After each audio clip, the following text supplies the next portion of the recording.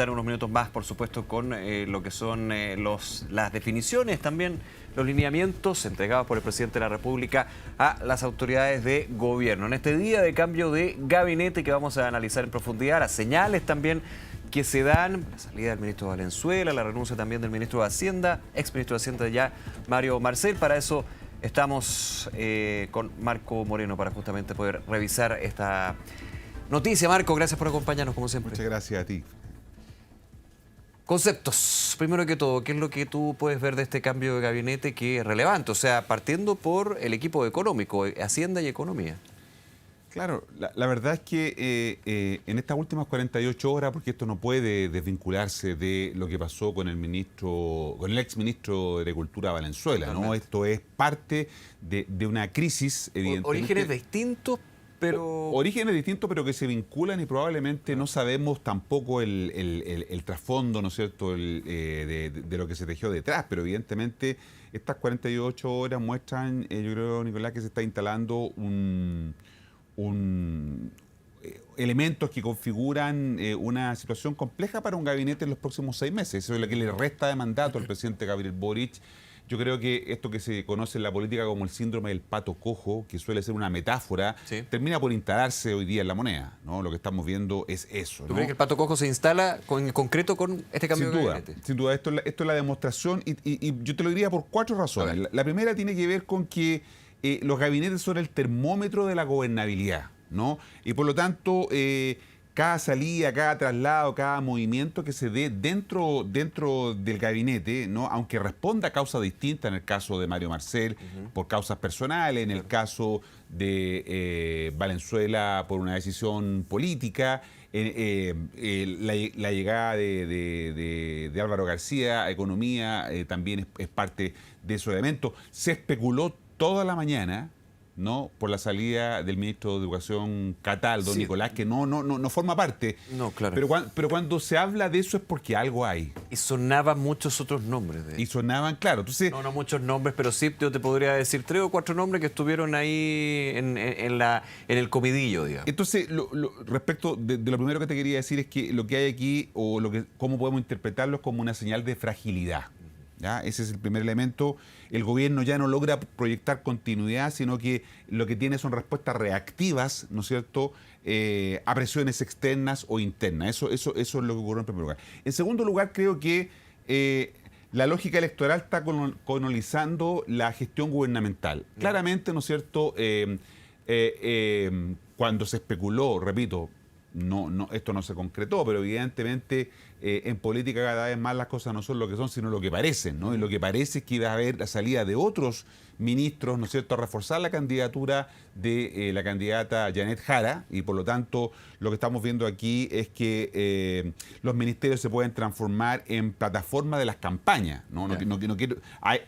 Constitucionalmente no pueden, ¿no es cierto?, el gobierno tiene que ser... Hay un deber de presidencia. Así es, tiene que tener la presidencia, pero evidentemente estos movimientos han salido algunas personas a reforzar la campaña con permiso, sí, sin goce de sueldo. Desde algunas subsecretarías que, claro, pues llegan en lo que es el visor público, estar más en un segundo plano. Tienen una labor muy importante, técnica, en general en los ministerios, pero es distinto cuando cambia el ministro o ministra, digamos, de la primera línea. Por eso digo que la lógica electoral puede colonizar, ¿no es cierto?, la lógica gubernamental, que son dos elementos distintos. En tercer lugar, la política del goteo, los anuncios, ¿no?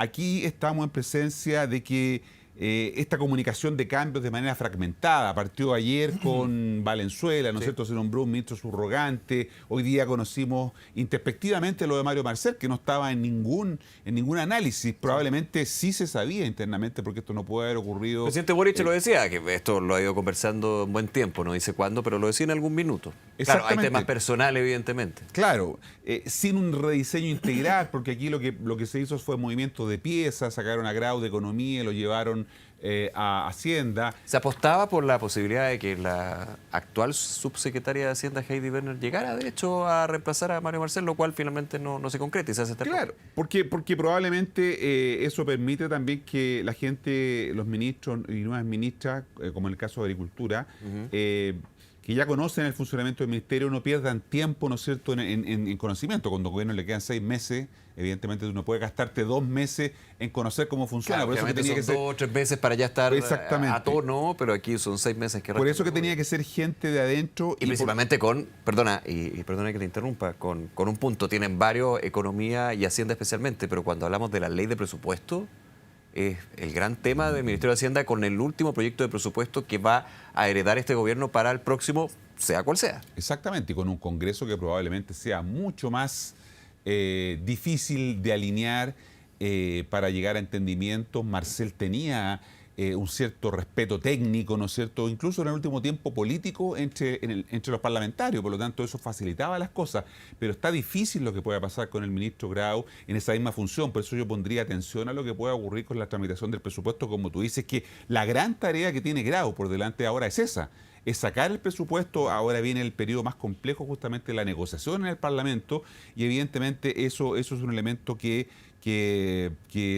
llama la atención. Y el cuarto elemento, yo diría, el déficit de coordinación y comunicación interna, ¿no? Esto no se hizo, o parece que se hizo de manera improvisada, ¿no es cierto?, mucho con las presiones que surgieron durante la mañana y llevaron a estos movimientos que da la impresión de que no había un diseño para hacer este movimiento. Ahora, te pongo un botón de muestra, El mediodía, si no me equivoco, había un punto de prensa por una actividad del gobierno, estaba la ministra vocera Camila Vallejo y la pregunta evidentemente era por la renuncia de Mario Marcel. Decía, yo no me baso en trascendido, yo no puedo hablar de trascendido. Pero ya por todo estaba confirmadísimo esta renuncia, digamos. Y el ministro Elizalde, ¿no es cierto?, en este viaje que hizo a... Claro, que aparece evidentemente por la situación que ocurrió allá en Buenos Aires. Pero probablemente porque esto no estaba en el diseño, sino, evidentemente, a pesar de la gravedad de los hechos en Argentina, probablemente si es que el cambio de gabinete hubiera sido algo que estaba pensado y diseñado para hacerlo hoy día, entiendo. Probablemente Elizalde no hubiera ido a Argentina, no podría haberle encargado esa misión al Ministerio de Relaciones Exteriores o al Ministro de Seguridad, ¿no es cierto? Uno podría entender que por ahí van mal los elementos. Entonces, creo que evidentemente, por mucho que se quiera plantear esto como algo que ya estaba pensado y diseñado así, denota cierta improvisación. Entonces yo creo que estos elementos, de alguna manera, como te decía al principio, confirman la dificultad que va a tener el gobierno en los próximos 6 meses, confirmando que en la política, no es solamente el caso de Chile, pero que en la política esto que se conoce, que viene de la política norteamericana, el síndrome del pato cojo. Sí, no solamente acá, no solamente este gobierno, de distintos todos los gobiernos. Todos los gobiernos. El último año experimentan la falta de poder y que la conversación no sea sobre el gobierno. Este hecho genera agenda, hoy día genera noticia, pero hace varios días que no se venía conversando del gobierno, ¿no? Ni del presidente. Sabíamos, ¿no es cierto?, que el presidente estaba con una agenda. Para ser justos también, porque la conversación pública política está enfocada en los candidatos y candidatas presidenciales, y para qué decir una semana donde se cierran las candidaturas parlamentarias. Exacto. Por eso que te digo, el centro de la conversación no es sobre el gobierno que está terminando, sino que sobre la expectativa de quién podrá ser gobierno. Ahora, pero te pregunto, ¿puede ser a veces hago la pregunta, hasta positivo que no seas tú el centro de la conversación, pero que sigas tu trabajo administrando, digamos, el último periodo y por sobre todo pensando en proyectos que siguen en el Congreso? Está el tema del FES, el fin del CAE, por ejemplo. Sí, pero lo que pasa es que para poder generar cambios en la agenda necesitas tú tener acuerdos políticos, tener una mayor proactividad para hacer, ¿no es cierto?, que las cosas ocurran. Y evidentemente la expectativa de los parlamentarios, ¿no es cierto?, no está tan puesta en lo que pase con la gestión del gobierno, sino que en lo que vaya a ocurrir primero con sus propias candidaturas y su reelección, en el caso de los que son incumbentes, y en el caso, ¿no es cierto?, de las decisiones importantes del país, son las que se van a tomar a partir del 11 de marzo del próximo año. Por lo tanto, lo que estamos teniendo es un gobierno de administración que experimenta una crisis importante. Yo creo que este es un golpe fuerte, ¿no es cierto?, que partió, como digo, con lo de Valenzuela, el exministro de Agricultura, pero que evidentemente 24 horas después se amplifica con la salida ni más ni menos que del jefe de la billetera fiscal. Marco Moreno, director del Centro de Democracia y Opinión Pública de la Universidad Central, gracias como siempre por acompañarnos con el análisis, ¿no? Estamos muy atentos, gracias. Gracias.